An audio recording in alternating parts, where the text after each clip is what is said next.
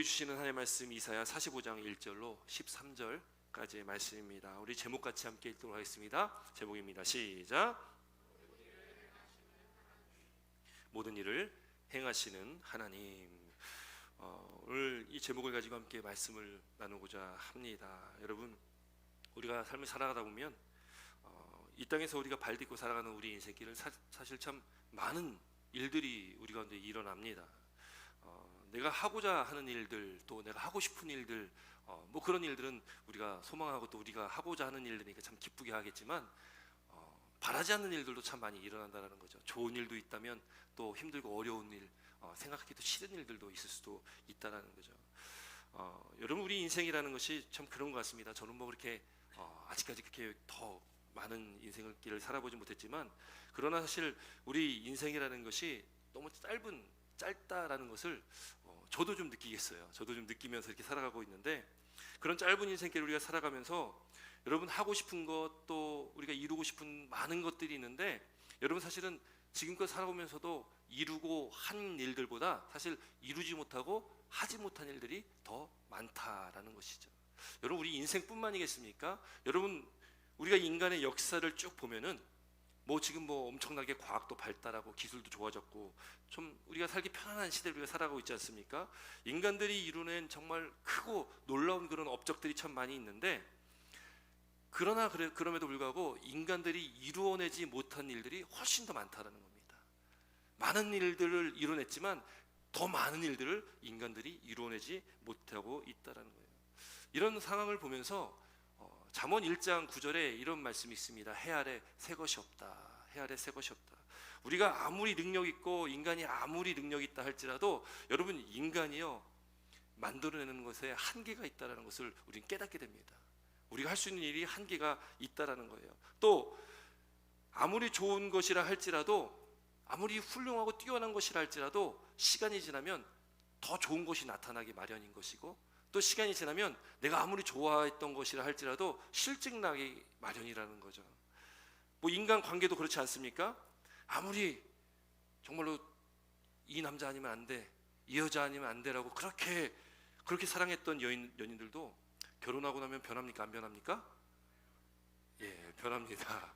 예, 결혼하고 나면 변합니다. 물론 우리 여자 성도님들은 남자들이 너무 변한다라고 얘기하겠지만, 남자 입장에서는 여자도 변하는 건 마찬가지인 것 같습니다.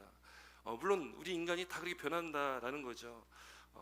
결혼 후 1년, 2년 참 행복한 시간 보내다가도 10년, 20년, 30년이 지나면 어쩌면 또 그 감정, 그 사랑했던 그 첫사랑의 감정 같은 것은 시들어지기 마련 아니겠습니까? 미국에요 잘 아는 그 세계적인 월간 잡지가 있습니다. 리더스 다이제스트라는 잡지 있지 않습니까? 거기서 이런 질문을 하면 설문조사를 한번 했다고 그래요.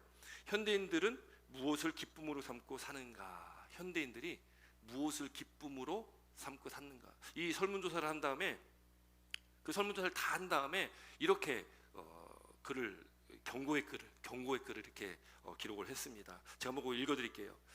하루를 기쁘게 살기 위하면 이발을 하세요. 일주일을 기쁘게 살기 원하면 양복을 사 입으세요. 한 달을 기쁘게 살기 원하면 차를 구입하세요. 그러나 한 달이 지나고 나면 자동차 할부금 때문에 원망스러울 거예요. 6개월을 기쁘게 살려면 집을 구하세요.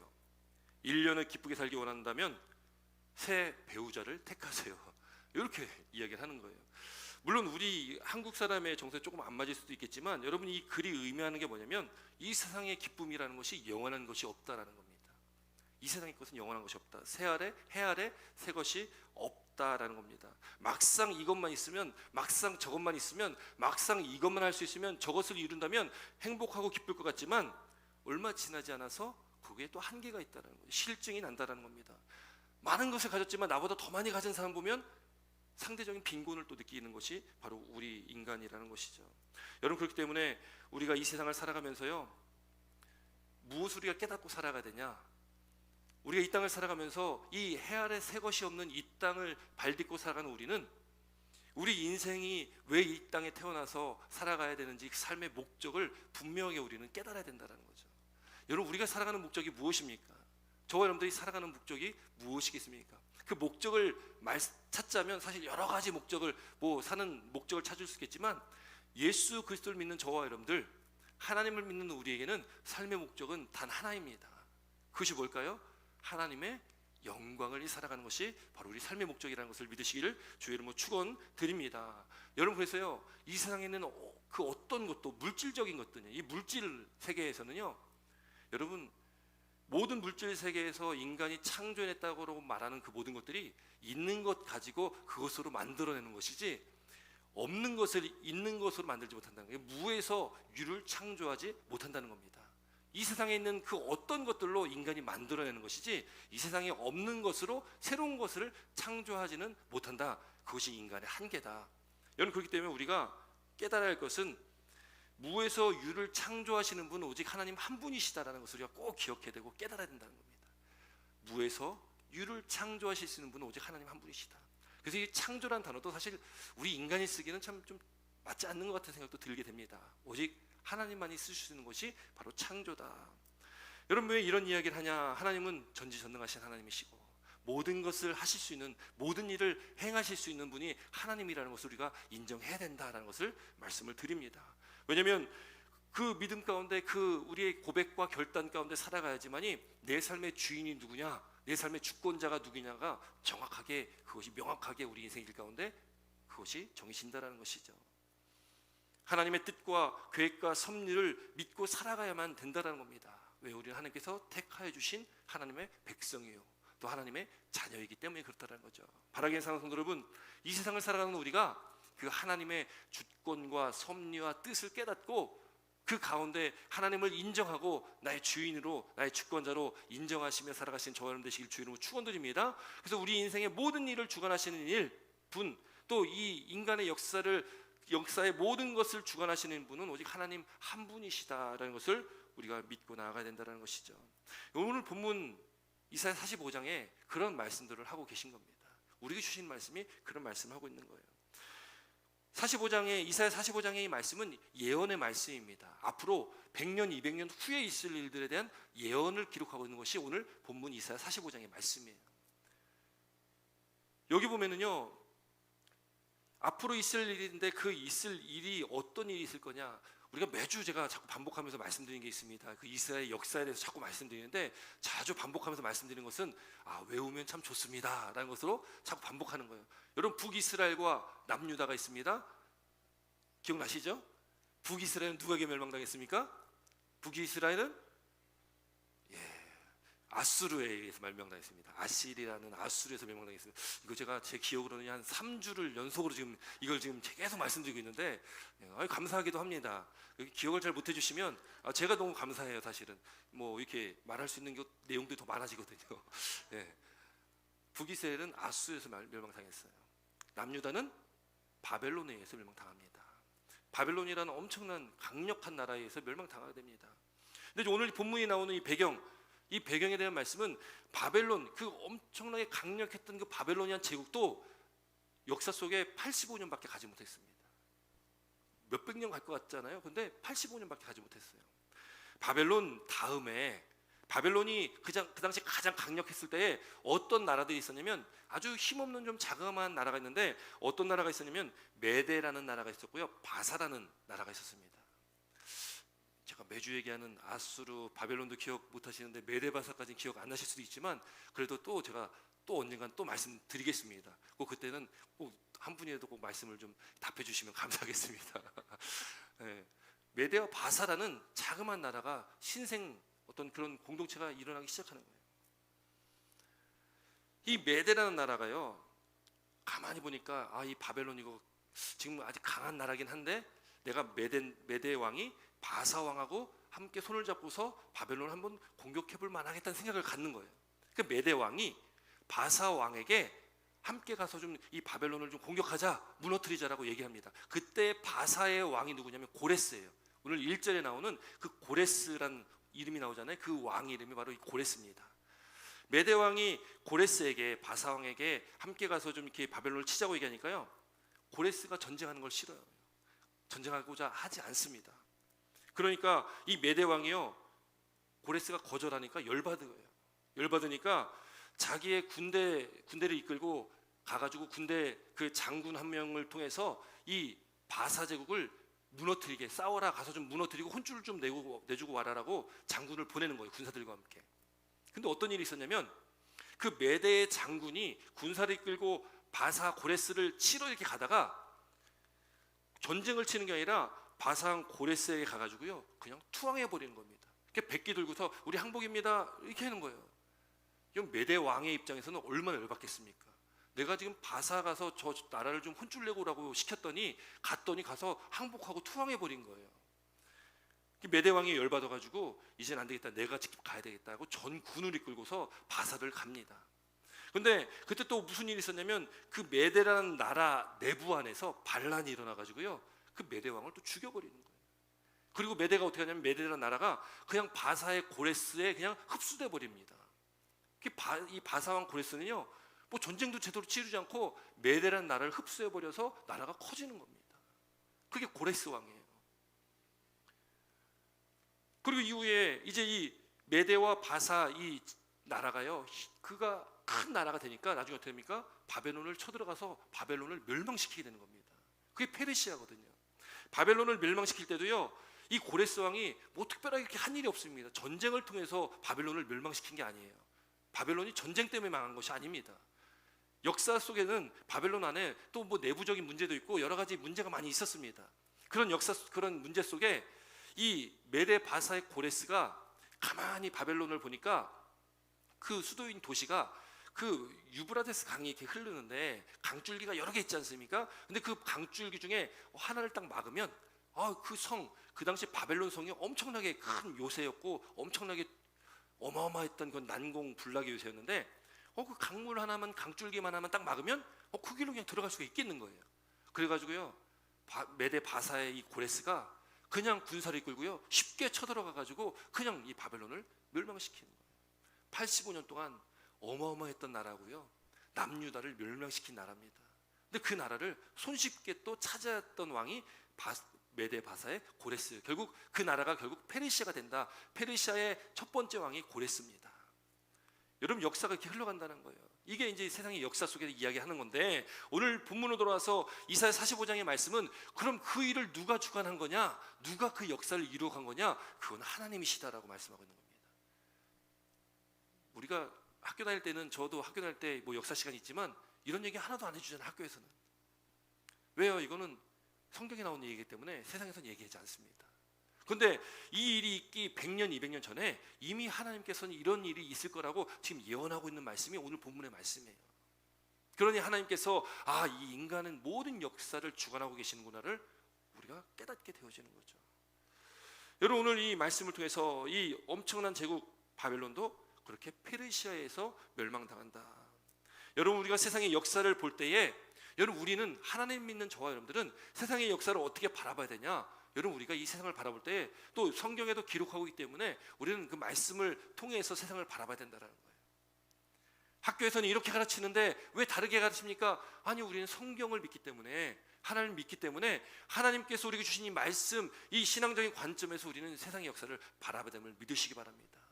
여러분 마찬가지로요 우리 인생길도 마찬가지입니다. 우리 인생길도 내가 인생을 살아가는 것 같지만 하나님께서는 하나님이 택하신 저와 여러분의 삶과 인생을 책임지시고 계시다는 것을 믿으시기 바랍니다. 우리 인생의 모든 일을 주관하시는 분은 하나님이시라는 거예요. 물론 우리 인생은 늘 좋은 일만 있는 것도 아니고 힘들고 어려운 일도 있습니다. 감당하지 못하는 엄청난 시련과 고통도 있을 수 있습니다. 그러나 우리가 기억해야 될 것은 하나님은 어떤 하나님이시냐를 우리가 깨달아야 된다는 거예요. 하나님은 나에게 어떤 하나님이시냐. 여러분 성경에도 기록하기를 하나님께서는 어떤 하나님이시냐 로마서에 보면 하나님은 합력하여 선을 이루시는 분이다라고 말씀하시는 거예요. 합력하여 선을 이루신다. 이 말씀도 여러 번 제가 말씀 나눴던 것 같은데 합력하여 선을 이룬다는 것은 우리 인생길 가운데 좋은 일이든 나쁜 일이든 힘든 일이든 어려운 일이든 하나님께서는 어떤 상황 속에서도 그 길을 하나님께서는 선으로 인도하신다는 거예요.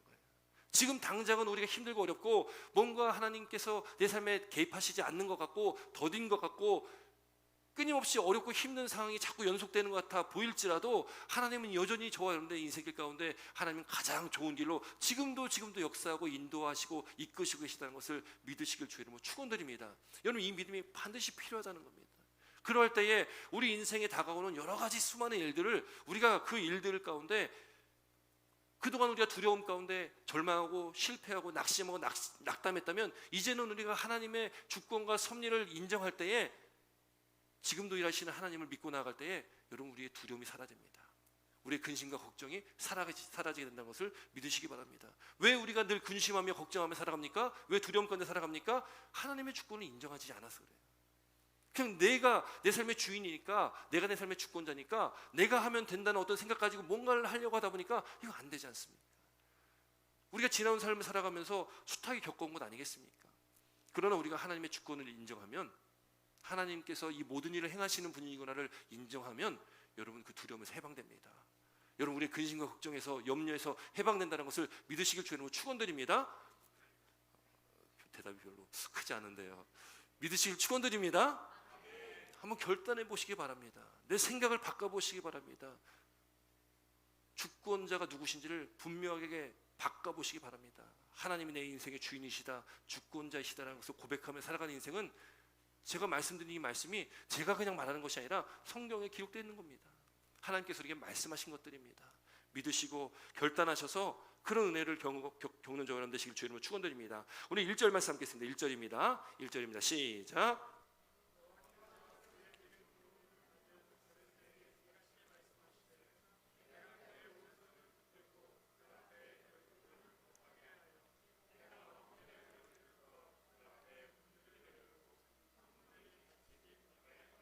아멘. 여러분이 1절 말씀은요, 지금 이제 그의 기름 부음 받은 고레스, 그의 기름 부음 받았다, 하나님께서 기름 부었다라는 거예요.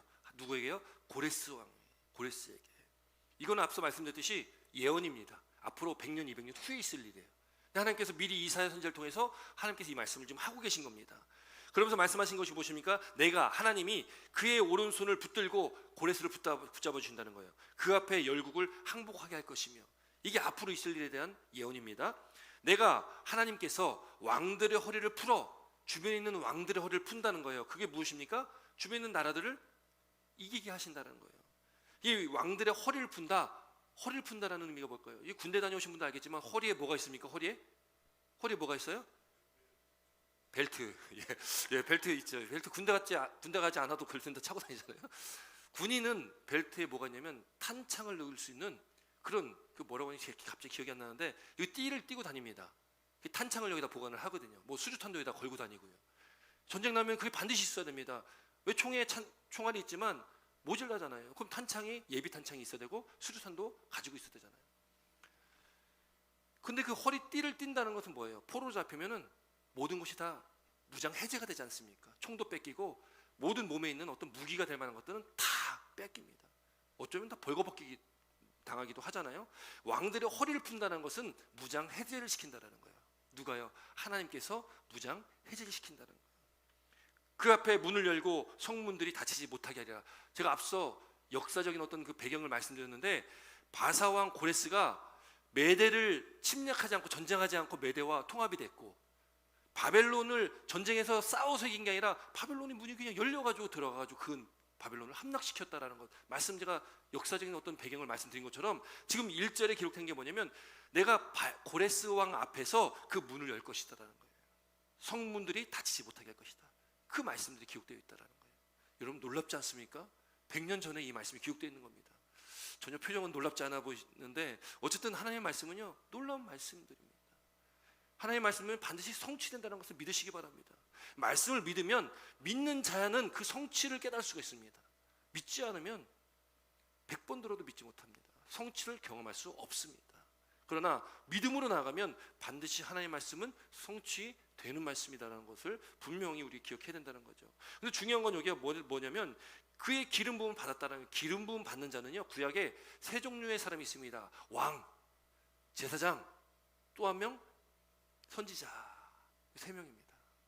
세 부류의 사람만 하나님께서 기름을 부어주시는 거예요. 그런데 지금 고레스는 누굽니까? 고레스는 유대인도 아닙니다. 이스라엘 사람도 아닙니다. 이방의 왕입니다. 근데 이방의 왕을 기름 부어주신다는 거예요. 여기서 이제 나오는 이 기름 부음 받은 자, 기름 부음 받은 자가 바로 메시아입니다. 메시아를 뜻하는 거예요. 또 메시아를 뜻하는 것이고, 기름 부음 받은 자, 바로 예수 그리스도 할 때 그리스도의 뜻이 뭐예요? 기름 부음 받은 자가 그리스도예요. 결국 이 고레스라는 사람을 하나님께 들어 쓰시는데, 그 들어 쓰시는 뭐냐면 곧 앞으로 이 땅에 오실 신약에 이 땅에 오신 초림하신 예수님을 예표하기도 하는 겁니다. 이스라엘 백성들을 그 바벨론의 압제에서 구원해줄 그 고레스는 이방인이지만 그럼에도 하나님께 그를 통해서 하나님의 구원의 역사를 이루신다라는 것을 나타내고 있다는 거예요. 신약에 와서 예수님께서 이 땅에 오신 겁니다. 여러분, 예수님 족보에 그래서 이방 사람들의 이름이 많이 있습니다. 하나님이 하나님의 선민이라는 유대인들을 통해서만 일을 하신 게 아니라 이방인들을 통해서 하나님의 역사를 이루어 나가신다는 거예요. 결국 이 시대를 살고 있는 저와 여러분들 통해서 하나님께서 그 모든 일들을 행하시고 이루어 나가신다는 것을 믿으시길 주님 축원드립니다. 여러분, 그것이 우리의 큰 기쁨이요, 하나님께서 그래서 우리를 택하셨고 우리를 통해서 하나님의 일들을 이루어 나가신다는 거예요. 그래서 중요한 게 무엇입니까? 중요한 게 하나님께서 그렇게 이스라엘을 포로에서 구원하여 돌아오게 한다는 것, 그 목적으로 고레스를 세웠다라는 거예요. 우리가 4절 말씀 함께 있습니다. 4절입니다. 4절 말씀 함께 있습니다. 4절. 3절 4절 읽습니다. 3절 4절입니다. 3절 4절 함께 있습니다. 3절 4절 시작. 내가 흑암 중에 보아와 은밀한 곳에 숨은 재물을 주어 내 이름을 부르는 자가 나 여호와 이스라엘의 하나님인 줄을 내가 알게 하리라. 내가 나의 종 야곱 내가 택한 자 이스라엘을 위하여 내 이름을 불러 너는 나를 알지 못하였을지라도 내게 칭호를 주오노라. 아멘. 여러분, 하나님께서 이방 왕인 고레스를 택하신 이유는 왜 택했냐? 4절을 보니까 내가 나의 종 야곱 내가 택한 이스라엘을 위하여 이렇게 했다라는 거예요. 여러분, 하나님께서 하나님의 일들이 이루어나가시는 것은 다른 사람이 아니라 하나님이 택한 자들을 위해서 하나님께서 그런 일들이 이루어나가신다는 겁니다. 바로 이 시대에 살고 있는 저와 여러분들을 택하여 주셨잖아요. 우리가 이 시대를 살아가고 있는 야곱의 족속이요, 이스라엘 백성들입니다. 영적인 이스라엘인들이잖아요. 우리를 택하여 주셨기 때문에 하나님은요, 우리를 위해서, 저와 여러분들을 위해서 이 세상의 역사를 주관하고 계시다는 것을 믿으시기 바랍니다. 믿기 싫으신가요? 믿으시길 바랍니다. 아멘이십니까? 하나님은요, 저와 여러분들을 위해서 지금 하나님의 역사를 이루어 나가시는 거예요. 여러분, 그거 얼마나 놀라운 일입니까? 아, 나를 위해 하나님께서 이렇게 역사하시는구나. 합력하여 지금도 선을 이루고 계시는구나. 물론 지금 제 삶이 힘들고 어려울 수 있습니다. 그러나 여러분, 낙심하고 절망하고 낙담할 것이 아니라 하나님께서 지금도 일하시는구나라고 믿고 나가면 그 믿음대로 하나님께서 성취하시며 일을 이루어 나가신다는 거예요. 지금은 때가 아니어서 내 눈앞에 보이지 못할지라도 시간이 지나면 하나님께서 이렇게 역사하셨구나. 여러분, 우리가 고백하지 않습니까? 신앙생활에도 어느 정도 해보신 우리 성도님들, 지나온 삶을 되돌아보니까 이때 하나님이 이렇게 역사하셨구나. 하나님이 이때 이렇게 역사하셨구나. 그때 당시는 알지 못했는데, 그때 당시는 깨닫지 못했는데 지나고 보니까 하나님께서 이렇게 역사하셨구나, 이렇게 도우셨구나. 여러분 경험하셨잖아요. 경험 안 하셨습니까? 우리 경험했습니다. 여러분, 그렇기 때문에 하나님께서는요, 지금 이 순간이 아니라 앞으로 우리 삶 가운데 영원히 우리와 함께 하시고 우리 삶을 주관하시고 그 모든 일들을 행하신다라는 거예요. 이 세상의 모든 역사를 저와 여러분들을 위해서 이루어 나가신다는 것을 믿으시길 주님으로 축원드립니다. 그때 우리가 반드시 깨달을 것이 무엇입니까? 하나님은 누구냐? 하나님은 어떤 하나님이십니까? 하나님은 나에게 어떤 하나님이십니까? 그걸 우리가 반드시 깨달아야 되는 거예요. 오늘 본문의 6절부터 7절까지 말씀, 8절까지 읽겠습니다. 6절부터 5절부터 8절인데요. 좀 길지만 우리 함께 읽겠습니다. 5절부터 8절입니다. 시작.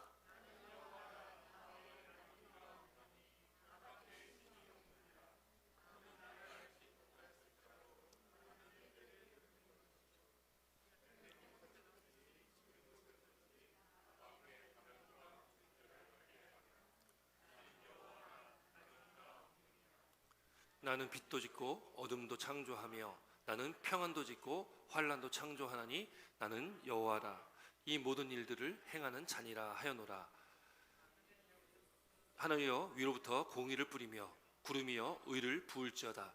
땅이여 일려서 구원을 싹트게 하고 공의도 함께 옴돋게 할지어다. 나 여호와가 이 일을 창조하였느니라. 여러분, 여기서 계속 반복되는 말씀이 무엇입니까? 나는 여호와라. 나는 여호와라. 나 외에는 다른 이가 없다. 나는 여호와라, 다른 이가 없느니라. 나는 여호와라, 이 모든 일을 행하는 자니라. 여러분, 계속 반복하고 있지 않습니까? 여러분, 우리가 꼭 기억해야 되고 믿어야 되는 것이, 고백해야 되는 것은 하나님 한 분입니다. 무에서 유를 창조하신 하나님, 이 세상 모든 것들을 주관하시고 전지전능하신 하나님, 그분이 나의 하나님 되심을 우리가 믿어야 된다는 거예요. 그분밖에 없다, 하나님 외에는 다른 분은 없다, 다른 신은 없다, 이걸 우리는 반드시 고백해야 되는 것이고 그걸 반드시 믿고 나아가야 된다는 거예요. 그런 믿음 가운데 하나님께서 이 천지만물을 창조하신 하나님, 그 하나님께서 저와 여러분들 동안 하나님께서 늘 지키시고 보호하시고 우리 모든 삶을 또 모든 일들을 하나님께서 저와 여러분들 위해서 행하신다는 것을 믿게 된다는 것입니다. 여러분, 그런데 우리가 이 말씀을 통해서 하나님께서 보라 내가 새 일을 행하리니 라고 이사야 43장 19절에 말씀하는 것처럼 하나님께서 새 일을 행하시는데 이스라엘 백성들에게도 이런 새 일을 행하시게 될 텐데 이스라엘 백성들 좀 이해가 안 되는 부분이 있죠. 뭐가 이해가 안 되겠습니까? 아니, 하나님, 이스라엘에도 이렇게 사람들이 많은데, 유대에도 이렇게 사람들이 많은데 왜 하필이면 이방 사람들 가지고 이 일들을 이루십니까? 아니, 새 일을 이루어 주신 걸 감사합니다. 좋습니다. 근데 왜 하나님, 왜 내가 생각하지 않은 다른 사람 가지고 이 일을 이루십니까?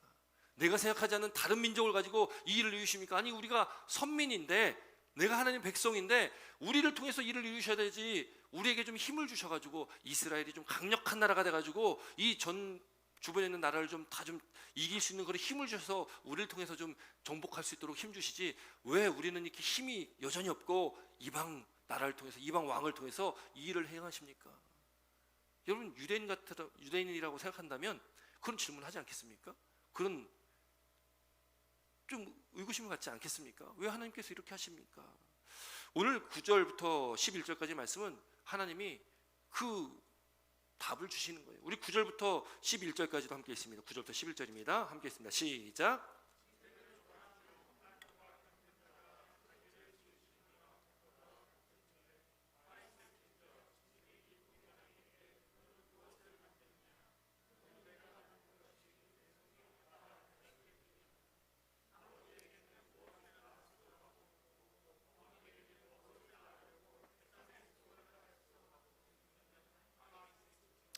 이스라엘의 거룩하시니 곧 이스라엘을 지으신 여호와께서 이같이 이르시되 너희가 장래일을 내게 물으며 또 내 아들들과 내 손으로 한 일에 관하여 내게 명령하여느냐. 아멘. 여러분, 이 말씀의 의미는 그렇습니다.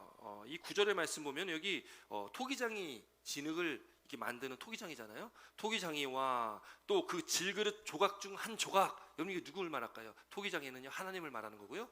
여기 9절에 말하고 있는 질그릇 조각 중 한 조각 같은 이건 누구예요? 우리입니다. 우리. 하나님은 창조하신 분입니다. 우리를 만드시고 지으신 분이에요. 그럼 만드신 분에게 피조물 된 우리가 하나님 왜 그러셨습니까? 하나님 왜 이렇게 일을 하십니까? 라고 말할 수 있냐 없냐를 말하고 있는 거예요. 또 10절에 말씀하고 있는 것이 무엇입니까? 아버지에게 무엇을 낳았소 하고 묻는 것, 어머니에게 무엇을 낳으려고 해산의 수고를 하였소. 여러분, 만약에 제 아들, 딸들이 저에게 그런 말을 하면은, 야, 네가 뭘 그런 얘기를 다 하냐, 이해 안 되지 않습니까? 자녀가 부모님에게 나 왜 이렇게 태어나겠습니까? 여러분, 그렇게 이야기할 수 있습니까? 창조 주신 하나님 앞에 그 이유를 우리가 물을 자격이 안 된다라는 거예요. 제가 예전에 어떤 영상을 봤는데요, 한국에도 이렇게 도자기를 이렇게 만드는 그런 장인들이지 않습니까?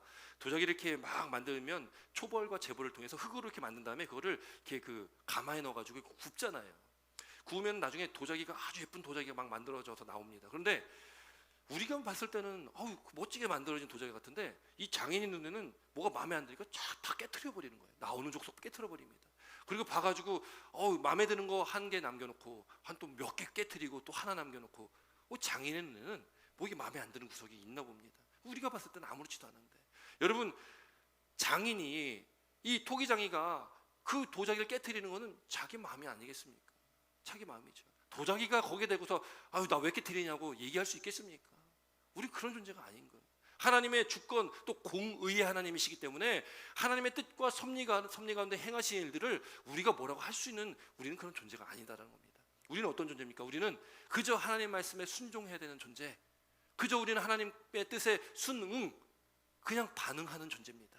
하나님께서 이거다 하면 우리는 그걸 믿고 하나님께서 순종하고 나아가는 것이고요, 하나님께서 이거다 하면 우리는 거기에 응답하면서 순종하는 것이 바로 저와 여러분들이라는 거예요.